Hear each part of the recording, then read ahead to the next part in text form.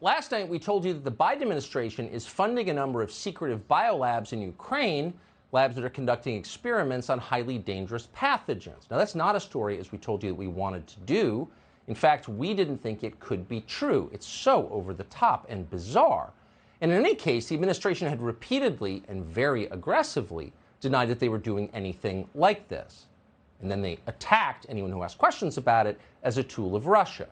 We foolishly assumed that in this one instance, they might be telling the truth. And then out of nowhere, the Biden official in charge of Ukraine confirmed the story. Victoria Nuland, the Undersecretary of State, casually mentioned in a Senate hearing on Tuesday that actually, yes, the Biden administration does fund a series of biolabs in Ukraine, and whatever is in these labs is so dangerous that she is deeply concerned these materials will fall into the hands of the Russian military. Now, that struck us as a shocking development. Once again, not for the first time, what had seemed like a nutty conspiracy theory turned out to be true. Victoria Nuland's testimony raised at least two immediate questions. What exactly are these labs doing with our money and in our name? And why didn't the Biden administration secure the contents of these labs before the Russians invaded? So far, we haven't received any answer at all to the second question. We think we're the only ones who've even asked it. Whoever decided to leave deadly biological materials sitting in Ukraine as Russian troops massed on the border has not yet been identified. We hope that person will be identified. We'll keep asking. As for the first question, what exactly is going on in these labs? We've gotten several answers, all of them insulting. Initially, the administration claimed that the labs were designed to help the Ukrainians fight tuberculosis, as well as various livestock diseases. That's what officials told members of Congress. It didn't seem plausible, and in fact, it's not plausible. And then after our show last night, the Pentagon released what it non-ironically called a fact sheet designed to make the biolab story seem small and ridiculous. Virtually every news organization in America, with almost no exceptions, repeated the administration's claim verbatim with no verification of any kind. Foreign Policy Magazine ran this version of it, which was identical to many other versions you saw if you followed the news today. Quote, fact check! DOD has worked with Ukraine to eliminate, in all caps, bioweapons left behind by the Soviet Union since 2005, said a senior U.S. defense intelligence official.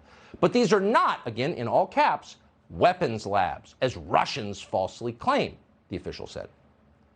The Washington Post assured us of the same thing. So did countless other so-called news organizations. Okay, so no big deal. This is not actually a story. The Pentagon's been doing it since 2005. Working with the Ukrainians to, quote, eliminate biological weapons left behind by the Soviets. That makes sense. But wait, 2005 was 17 years ago. How long does it take to eliminate Soviet bioweapons? 17 years seems like a long time. If you had 17 years and ample funding from Congress, you could probably remove and catalog every grain of sand on Waikiki Beach. And yet somehow over that same period, 17 years, the Pentagon has not finished removing test tubes from Soviet-era freezers.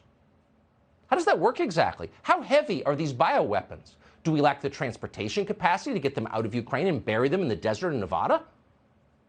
When was the Pentagon planning to finish this important job? In 20 years? In 50 years? Those all seem like very obvious questions, but not a single reporter asked any of those questions.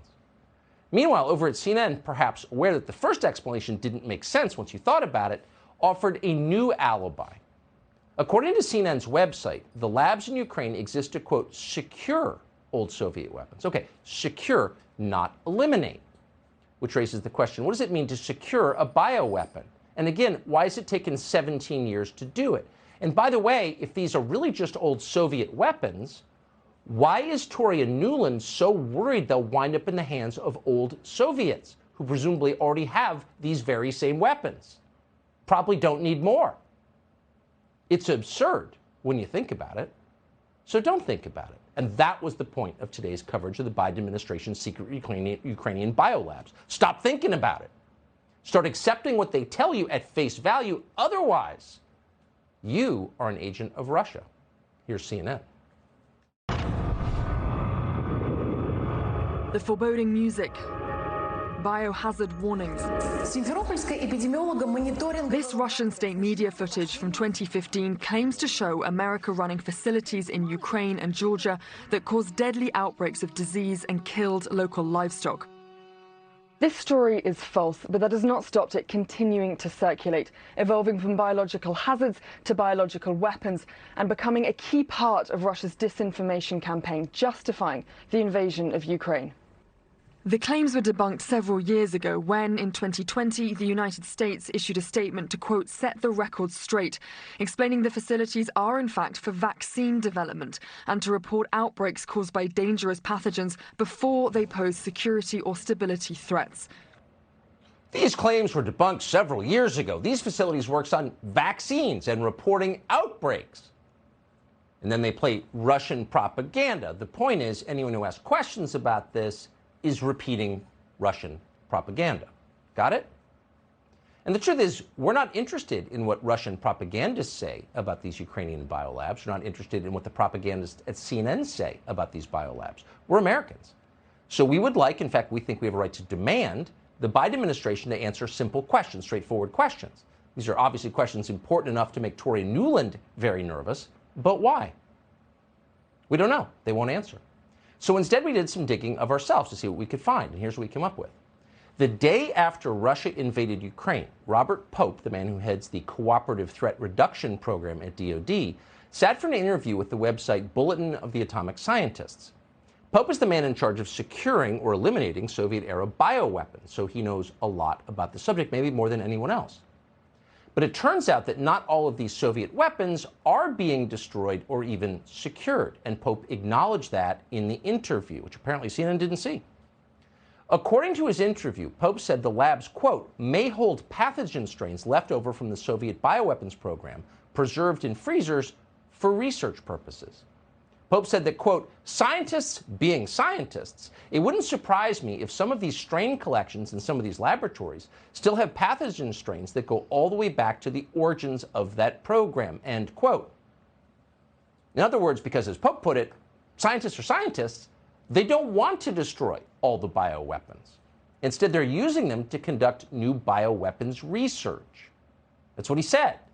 And not just on strains left over from the Soviet Union. The second lie. In fact, the U.S. Embassy in Kiev has acknowledged joint American and Ukrainian research on other pathogens, such as hemorrhagic fever virus. Apparently, there's a lot of this going on in Ukraine, funded by the United States. Did you know that? Why Ukraine? We don't know. We can only guess.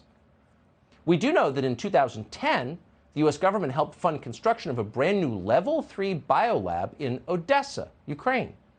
The purpose of that lab was not to eliminate or secure aging Soviet weapons. No. That lab was designed for research on new and, quote, especially dangerous pathogens in Ukraine, the poorest country in Europe. Again, not a hotbed of biomedical research. Why Ukraine?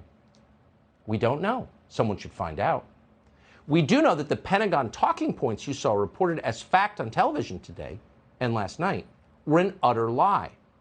Did the reporters who repeated those talking points verbatim know they were a lie? Maybe they did. On the other hand, how would they know? They didn't bother to do any reporting whatsoever.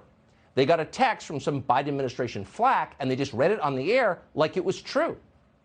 You shouldn't be surprised because that's what they do. And it's possible they're afraid not to do that. They know if they stray from the script the White House has written for them, they'll be denounced from the briefing room as tools of Putin. Here's Biden's publicist doing that very same thing today. The main issue that prompted my Twitter thread yesterday was that Russia has a history also of inventing outright lies like this, which is the suggestion that the United States has a chemical and biological weapons program, or Ukraine does, that they're operating.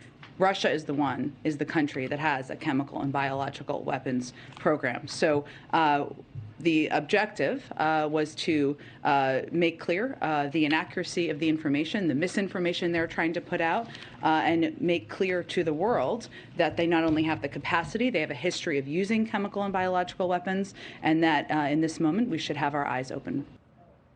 Yeah, but no one denies that. That's the thing. No one denies that Russia has a chem bio program. That's bad. No one denies that Russia lies, of course, and has for a long time. that Russian propaganda is absolutely real, of course. That's not up for debate. That's all true. The question is, why is the United States funding these biolabs that are not doing anything close to what the Pentagon claims they are doing?